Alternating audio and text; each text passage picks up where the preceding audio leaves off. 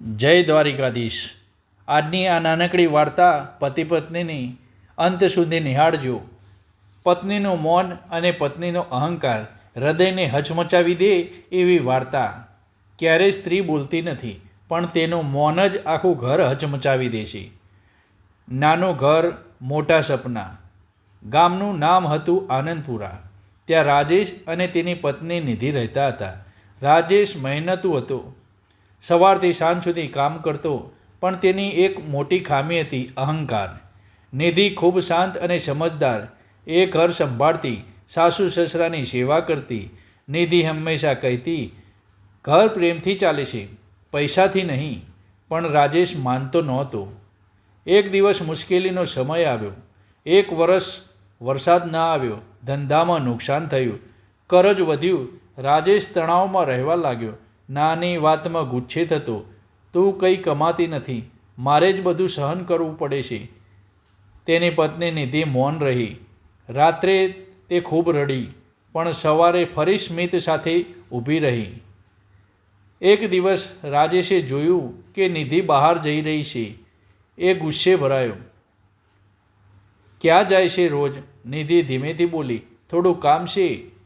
રાજેશ શંકા કરી. એણે વિચાર્યું, મારી ઇજ્જત ઉતારી રહી છે. પત્નીનો ગુપ્ત સંઘર્ષ. નિધિ ગામની મહિલાઓ સાથે કામ કરતી હતી.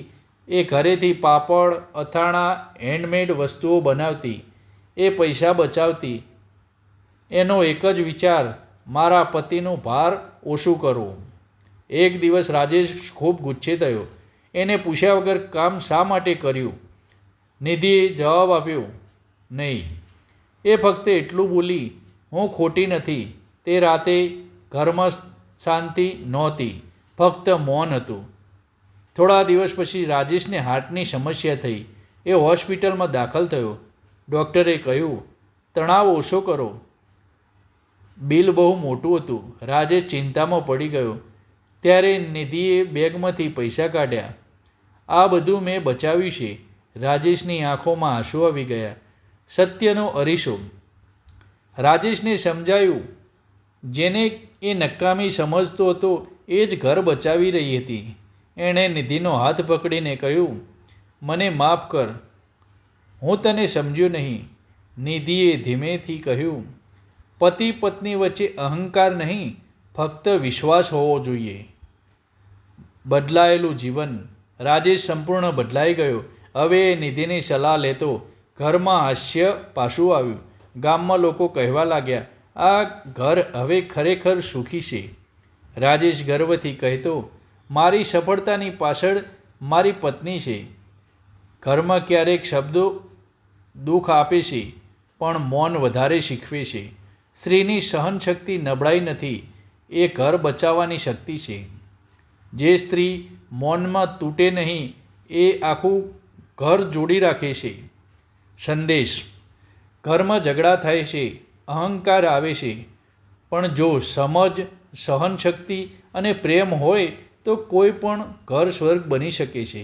ક્યારેય ભગવાન ઘર સુધી લક્ષ્મી મોકલે છે, પણ આપણે તેને સામાન્ય પત્ની સમજી લઈએ છીએ. જો આ વાર્તા તમારા દિલને સ્પર્શી હોય તો આ વિડીયોને લાઈક કરજો અને આવા જ હૃદયસ્પર્શી વાર્તા સાંભળવા માટે અમારી ચેનલને સબસ્ક્રાઈબ કરવાનું ભૂલતા નહીં. જય દ્વારિકાધીશ. જય શ્રી કૃષ્ણ. કોમેન્ટમાં જય દ્વારિકાધીશ લખવાનું ભૂલતા નહીં. જય દ્વારિકાધીશ.